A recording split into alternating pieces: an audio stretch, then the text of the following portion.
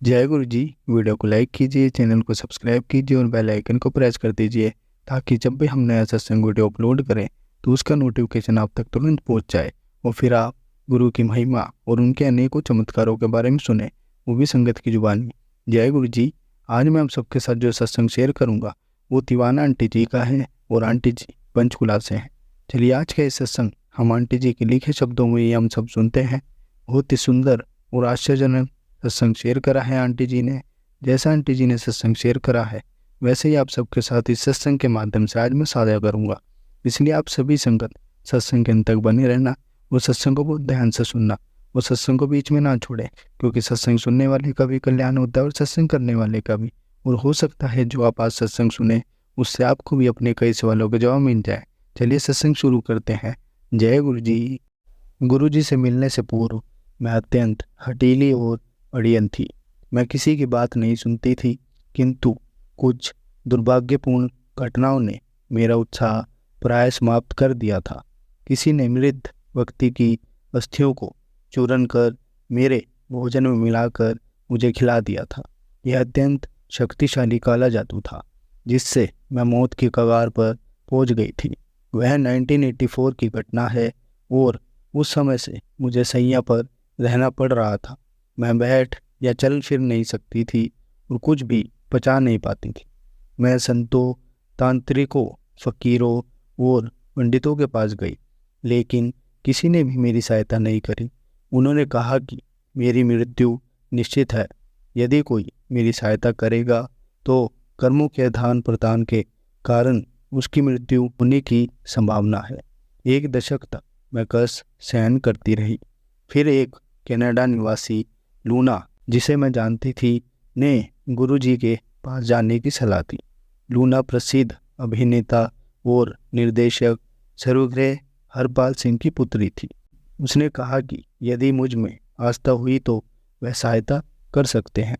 अक्टूबर 1996 में जब उसने मुझे यह बताया तो मैं उसके ससुराल में माता पिता जो गुरुजी के दर्शन हेतु पटियाला से पंचकुला आए थे के साथ उनके मंदिर में पहुंची। जब हम अपनी गाड़ी खड़ी कर रहे थे, गुरुजी संगत हॉल से निकलकर बाहर आए। हम सब ने उनके कमल चरणों को स्पर्श किया। लूना ने मेरा परिचय देना आरंभ किया था कि उन्होंने मुझे मेरे नाम से संबोधित कर कहा कि मेरे साथ बहुत दुराचार हुए हैं। मुझे लगा कि वह सर्वगाता है। गुरुजी ने मुझे अपने आसन के दाहिने ओर बिठाया और वह मेरा मस्तक देखते रहे, मानो मेरे भूत, वर्तमान और भविष्य के कर्मों को देख रहे हों। उन्होंने हमारी ओर घूरने वालों की अवहेलना करी। देखने में मैं विभत्स लग रही थी। मेरा शरीर और मुख सूजे हुए थे और मेरी आंखें बंद सी थी। 1 घंटे उनके पास बैठकर मुझे अपने चारों ओर दिव्य वातावरण का आभास हुआ। 10 वर्ष के पश्चात मुझे आंतरिक शांति का आभास हो रहा था। फिर उन्होंने मुझे उस समय करने के लिए कहा। उसी गुणवत्ता से अपरिचित थी। मैंने लंगर स्थान से बाहर निकलने का प्रयास किया। मैंने सोचा कि मैं बिना मूल्य का भोजन कैसे कर सकती हूँ, परंतु गुरुजी को मना करना संभव नहीं था। उन्होंने पूर्ण मुझे लंगर ग्रहण करने के लिए कहा। उसके पश्चात उन्होंने मुझे अपने बाएं बिठाकर उस हाथ को दबाने और मालिश करने को कहा। आधे घंटे के उपरांत उन्होंने मेरा अंगूठा अपने अंगूठे से दबाया और उसी क्षण मेरा 60% रोग समाप्त हो गया। उनके चरणों में बैठे हुए उन्होंने अपनी नए मुस्कुराहट देते हुए वहां आते रहने के लिए कहा। उस दिन मुझे आशा बंधी, किंतु उसके बाद 6 माह तक लूना के ससुराल वालों ने मुझे व्यस्त रखा। मैंने उन्हें चंडीगढ़ के निकट जीरकपुर में 4 करनाल भूखंड बेचा था। पंजीकरण के समय मुझे लगा कि मेरे साथ 1.5 लाख रुपए का धोखा किया गया है। मैं गुरुजी के आदेश का पालन नहीं कर सकी थी। जब मैं पंचकुला गई तो पता चला कि गुरुजी चंडीगढ़ चले गए हैं।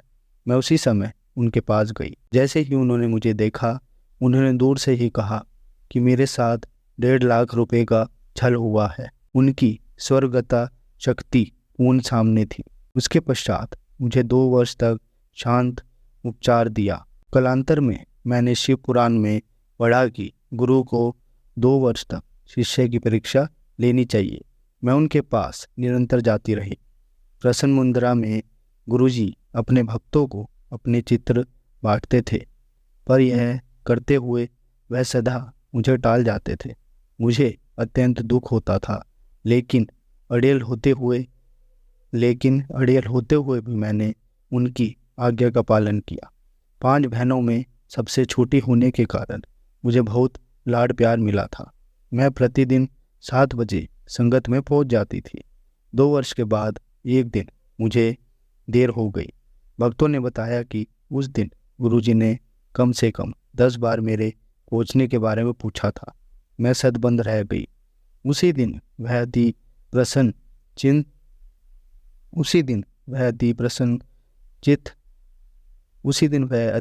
प्रसन्नचित लग रहे थे।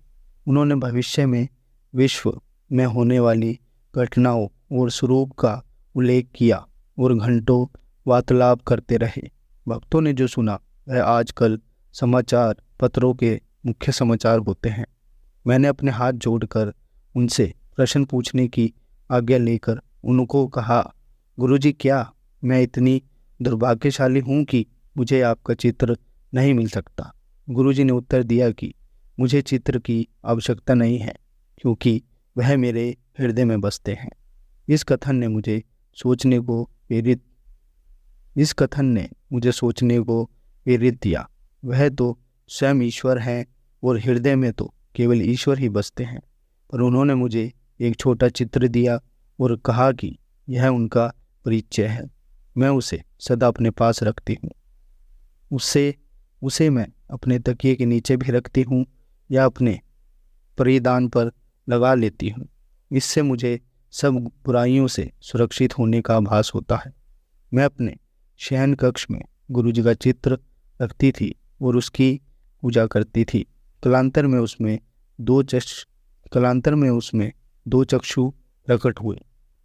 आकार में वह बड़े बड़े और अति सुंदर थे। मैं उनसे कभी भयभीत नहीं हुई। मैं उनसे सदा पूछा करती थी, वह ब्रह्मा लेकिन वह केवल महेश में से झपकाते थे। कुछ समय बाद उनमें से किरणें भी निकलने लगी। गुरुजी शिव का अवतार है। यह चक्षु उनका प्रत्यक्ष प्रमाण थे। गुरुजी से मिलने से पूर्व मैं बाबा चरणदास राधा स्वामी सत्संग के प्रमुख से मिली थी। मैं उनको अपने एक अमेरिकी मित्र फेरिल बैनर के माध्यम से मिली थी। बैनर परमाणु विज्ञान में शोध करने भारत आए थे। वह मुझे बाबा चरणदास से मिलने को कह रहे थे। मैंने उन्हें पहले होशियारपुर में स्थित भृग संहिता से प्रश्न करने के लिए हट किया। यह उनको जानने की मेरी विधि थी। उस दिन जो पत्र हमारे समक्ष आया उसमें लिखा था कि वह हम दोनों के लिए भाग्यशाली दिन था। संहिता के अनुसार यह मैं पहले देख चुकी थी। पहले मैं एक देवी थी जिसका इस पृथ्वी पर जन्म लेने का मूल कारण मोक्ष प्राप्ति था। इस विश्वास के साथ कि मुझे मूर्ख नहीं बनाया जा रहा है, मैं बाबा चरणदास से मिली। वह लोगों को दीक्षा देते थे। उस समय मेरी माँ कफवात रोग से पीड़ित थी। मैंने उनको कहा कि यदि वह मुझे दीक्षा देना चाहते हैं तो उन्हें मेरी माँ को स्वस्थ करना पड़ेगा। वह मान गए और मैंने दीक्षा ग्रहण करी, किंतु मेरी माँ शीघ्र ही बचपन से चल बसी। अति निंद्रश्य रही हूँ और आने वाली घटनाओं को अक्सर मैं स्वप्न में देख लेती हूँ। यदा कदा मैं दिव्य वाणी भी सुन लेती हूँ। मैंने ईश्वर से प्रश्न किया कि क्या बाबा भगवान हैं? उत्तर मिला कि वे शीघ्र ही मिलेंगे। हम सब तो सदा उनसे मिलने के मार्ग पर हैं। मैंने सोचा और बाबा पर से मेरा विश्वास समाप्त हो गया। गुरुजी से मिलने के पश्चात मैंने पूर्ण दिव्यवाणी से प्रश्न किया। मैंने पूछा कि वह कौन है? उत्तर मिला कि वह स्वयं परमात्मा है। इस आकाशवाणी के बाद बिना किसी संशय के मैंने उनको पूजना आरंभ कर दिया। गुरुजी मुझे चमत्कार दिखाते रहे। उनके छोटे चित्र के साथ मैं समाधि करने लगती थी। चित्र की आंखें पलक झपकाने लगती थी और मस्तक में से किरणें निकलती थी। मैं अपने अंतरस्ट को मुड़ी और मैंने ईश्वर से प्रार्थना करते हुए पूछा कि मेरे जीवन का ध्येय क्या है। प्रार्थना करने के पश्चात जब मैं संगत में पहुंची तो गुरुजी अपने उनके आसन पर बैठे हुए थे। ज्योति फूटी उनके चरणों में रखे हुए हरे कालीन के चारों ओर गई और मुझे छूने के पश्चात उनके चरणों में वापस चली गई। मुझे प्रतीत हुआ कि मुझे अपने प्रश्न का उत्तर मिल गया है। वह मेरी तलाश के आदि, मध्यम और अंत है। हमारा अस्तित्व उनसे प्रारंभ होकर उन्हीं में विलीन हो जाता है। कलयुग में ईश्वर अच्छी आत्माओं का उद्धार करने मानव रूप में प्रकट होते हैं। वह आगे हैं। अब मुझे प्रतीत होता है कि मैं प्रभु में अपनी आस्था खो चुकी थी। इसकी पूर्ण स्थापना और अपने जीवन के लक्ष्य को पाने के लिए मुझे गुरुजी के पास पहुंचाया गया था। सतगुरु ने मुझ पर अपनी अनुकंपा करी। मौत के द्वार से वह मुझे वापस लाए। अपने मार्ग से भटकने के पश्चात गुरुजी ने मेरा मार्गदर्शन किया है। मोक्ष केवल मनुष्य रूप में पृथ्वी पर ही मनुष्य मिलता है, अपने सुकर्मों का फल भोगता है। मोक्ष केवल गुरु के आशीर्वाद से ही संभव है। संस्कृत की एक सुकृति मोक्ष मूल गुरु कृपा है, जिसका अर्थ है कि गुरु कृपा के बिना मोक्ष संभव नहीं है। जब साहिब में भी गुरु नानक कहते हैं, जा सो चंद उगे सूरज चढ़े हजार, इत्थे चरण हुंदे गुरु बिन घोर अंधकार, अर्थात सो चंद्रमा और स्वयं सूर्य का प्रकाश हेतु हुए भी गुरु कृपा बिना धूप अंधेरा रहता है। मुझे अनेक जपों का ज्ञान हुआ है। उनमें अमर संजीवनी मंत्र भी है, जिससे मृत को पुनर्जीवित कर सकते हैं। उसमें शिव का आह्वान करते हुए कहते हैं, हे प्रभु, हे शिव, आपका नाम आशा पूर्ति करने वाले वृक्ष के समान है। यह मंत्र करने के उपरांत मैंने उसे वास्तव में देखा है। प्रातः 3:30 बजे मेरे घर में गुरुजी प्रकट हुए और मुझे एक गगनचुंबी वृक्ष दिखाया, जिसके तने में किरणों का गुरुजी ने लिपटा हुआ सैद्धांतिक विचारधारा को प्रत्यक्ष रूप में दृष्टिगोचर कर दिया था। जब से मेरे ऊपर काला जादू हुआ था, मेरी त्वचा का रंग काला हो गया था। गुरुजी के पास 2 वर्ष तक जाने के उपरांत एक दिन लूना के पिता ने मुझे गुरुजी के पास बुलाया और उनके सम्मुख बैठने को कहा। गुरुजी ने तुरंत मेरे रंग पर टिप्पणी करी। मैंने उत्तर दिया कि यदि ईश्वर ने मुझे ऐसा बनाया है तो मैं क्या कर सकती हूँ। वह बोले कि यदि ईश्वर ने मुझे ऐसा रंग दिया है तो वह मेरा रंग साफ कर देंगे। फिर उन्होंने मुझे चाय प्रसाद लेने के लिए कहा। क्षणों क्षणों उनके आशीर्वाद से मेरा रंग साफ होता गया। एक दिन उन्होंने मुझे अपने पास बिठाया। कुछ समय पूर्ण ही मैं इंग्लैंड से वापस आई थी और अपने साथ त्वचा साफ करने वाली अनेक महंगी क्रीमें लेकर आई थी। गुरुजी ने उन्हें घर से लाने के लिए कहा।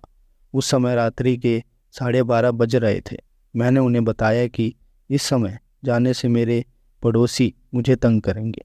उन्होंने कहा कि वह मेरे साथ हैं और मुझे चिंता करने की मैं घर से नहीं है। सब क्रीमें लेके आई और उनके निर्देश अनुसार उनके चरणों में लगाने लगी। मेरे ऐसा करते हुए उन्होंने एक अन्य महिला भक्त को कहा कि देखो, इसका हृदय कितना विशाल है, यह पूरी क्रीमें लेकर आ गई है।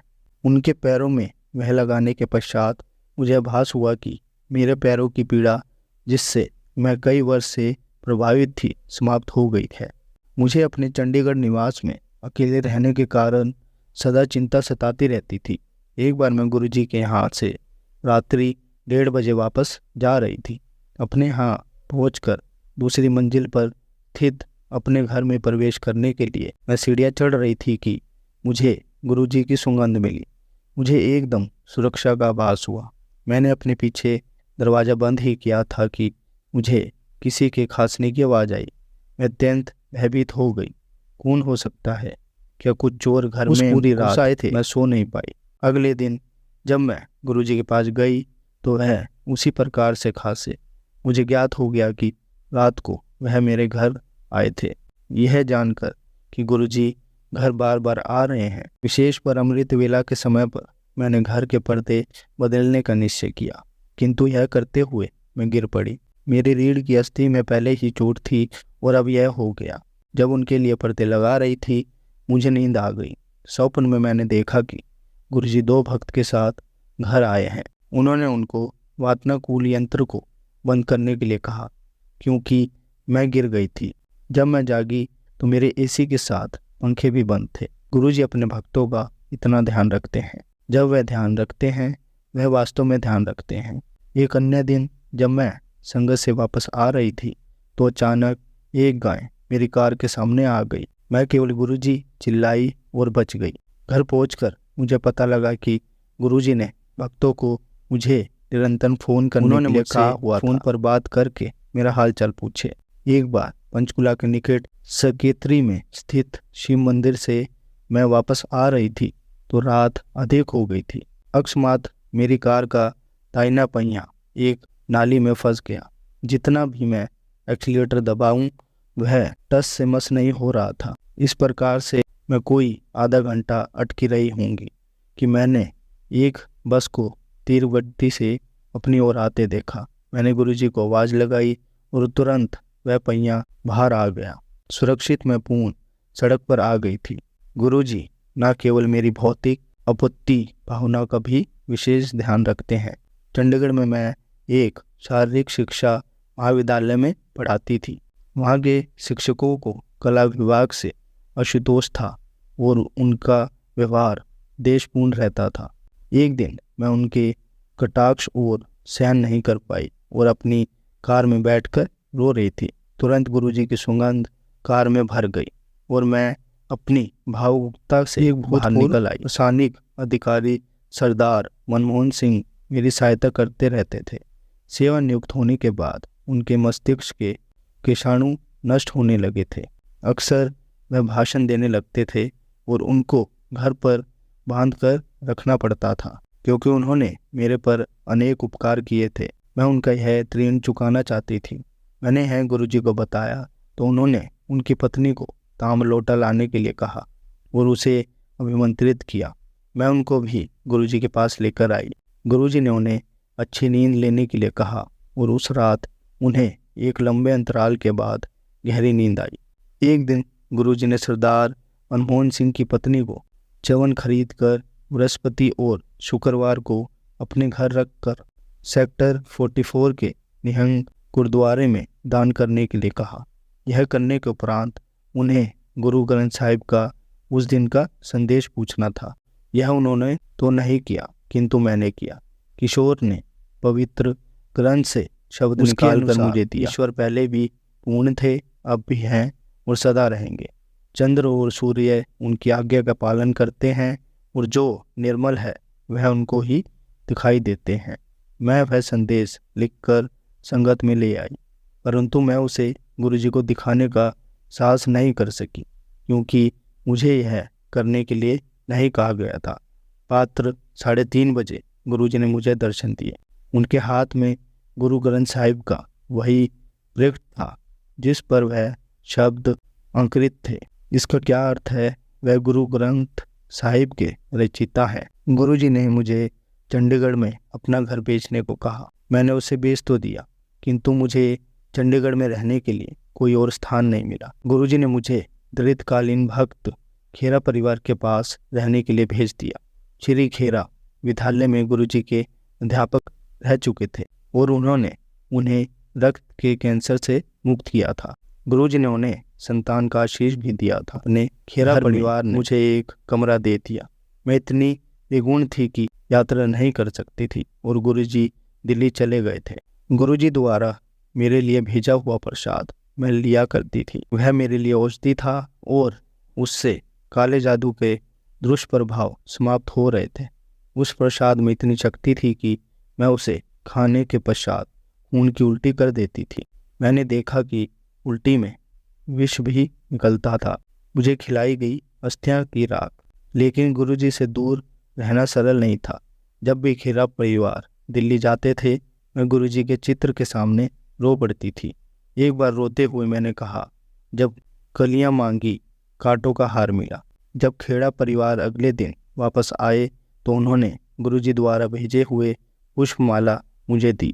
गुरुजी भक्त के मन को टटोलते रहते हैं। वह हमारे प्रेम को जानते हैं। कुछ समय के पश्चात मैंने एकांत प्राप्ति के लिए राजकीय महाविद्यालय के छात्रवर्ष में रहने का निश्चय किया। मेरे पड़ोसी नवग्रह शांति या उत्सुकता करा करते थे। मैंने भी एक पंडित जी को वह करने के लिए कहा। हवन से पूर्ण मैंने गुरु जी की पूजा करी। पंडित जी के जाने के पश्चात मैं बहुत थकान अनुभव कर रही थी। मैं सोने ही वाली थी कि मेरे सामने लाल परिधान में मुझे एकटक देखते हुए एक आकृति प्रकट हुई।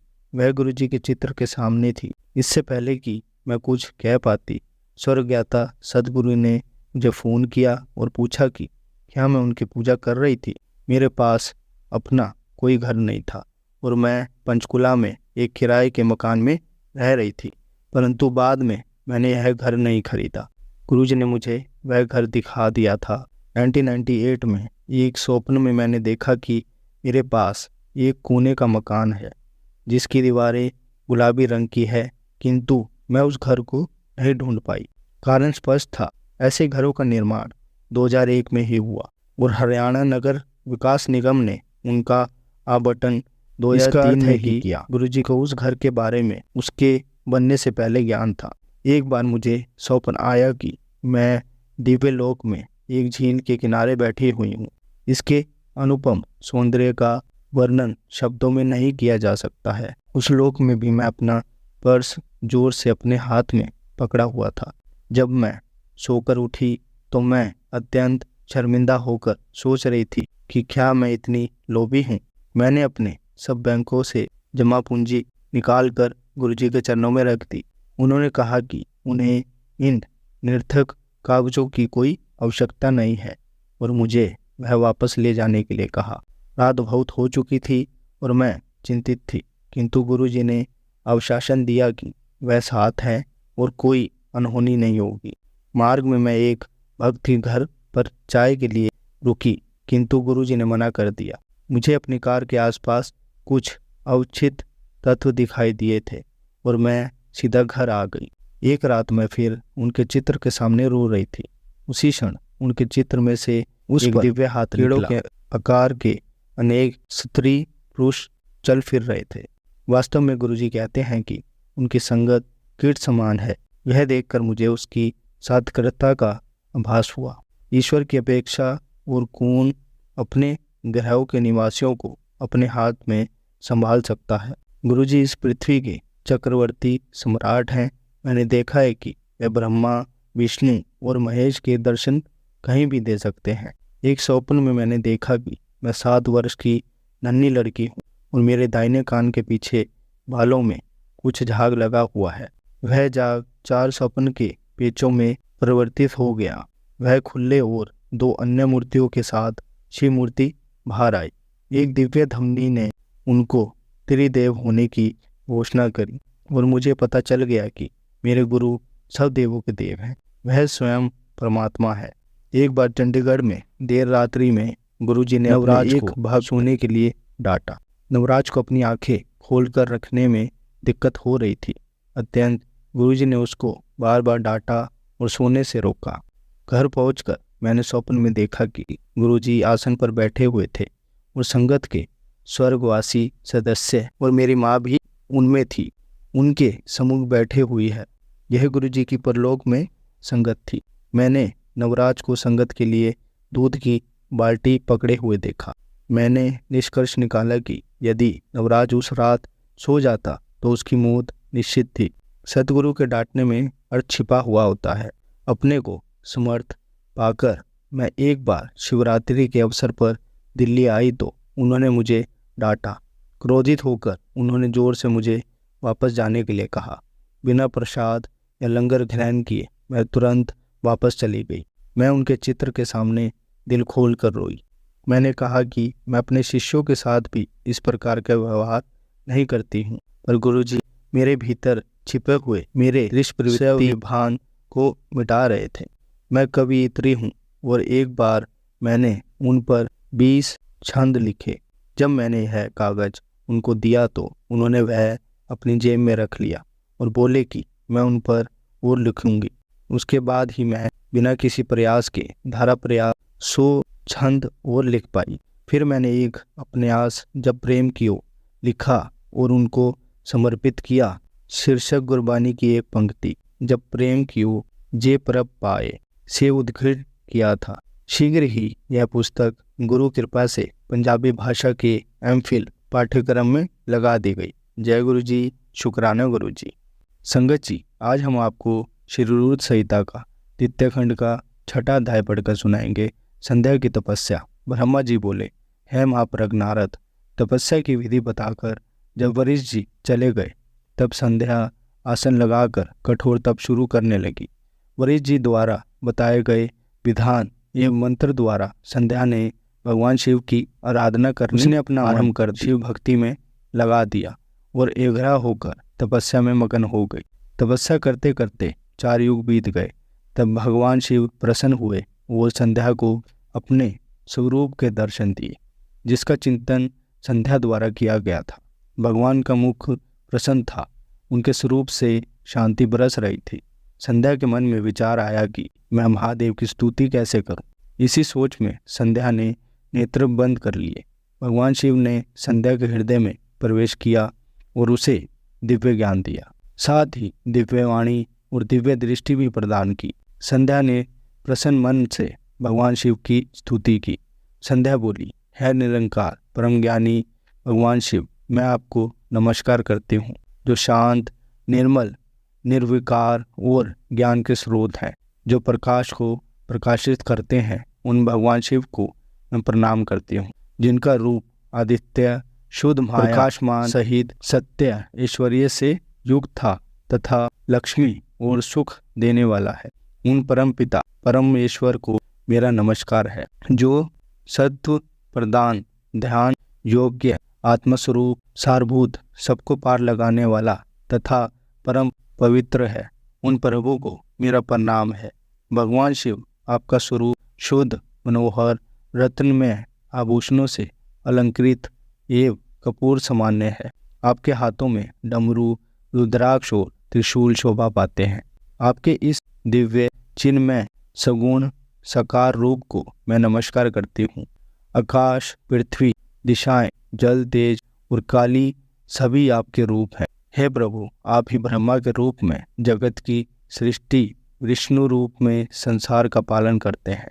आप ही रुद्र रूप धरकर संहार करते हैं, जिनके चरणों में पृथ्वी तथा अन्य शरीर से सारी दिशाएं, सूर्य, चंद्रमा एवं अन्य देवता प्रकट हुए हैं, जिनकी नाभि से अंतरिक्ष का निर्माण हुआ है तथा प्रभंश है। आपसे ही सारे जगत की उत्पत्ति हुई है, जिनके स्वरूप और गुणों का वर्णन स्वयं ब्रह्मा विष्णु भी नहीं कर सकते। भला उन त्रिलोकीनाथ भगवान शिव की स्तुति मैं कैसे कर सकती हूँ? मैं एक अज्ञानी और मूर्ख स्त्री हूँ। मैं किस तरह आपको पूजूं कि आप मुझ पर प्रसन्न हो? हे प्रभु, मैं बार बार आपको नमस्कार करती हूँ। ब्रह्मा जी बोले, नारद, संध्या द्वारा कहे गए वचनों से भगवान शिव बहुत प्रसन्न हुए। उसकी स्तुति ने उन्हें गर्वित कर दिया। भगवान शिव बोले, है देवी, मैं तुम्हारी तपस्या से बहुत प्रसन्न हूँ। अत्यंत तुम्हारी जो इच्छा हो वह वर मांगो, तुम्हारी इच्छा मैं अवश्य पूर्ण करूँगा।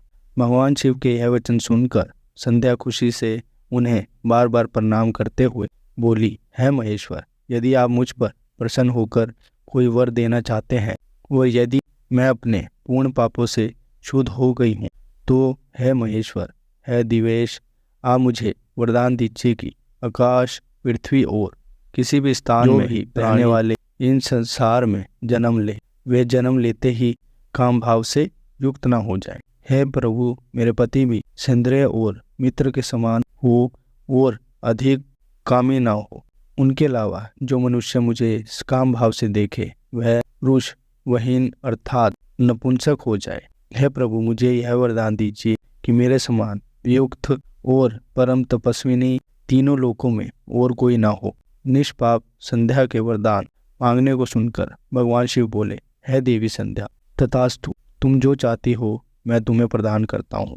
प्राणियों के जीवन में अब 4 अवस्थाएं होगी। पहली शेषव्यावस्था, दूसरी कोमायावस्था, तीसरी यौनावस्था और चौथी वृद्धि अवस्था।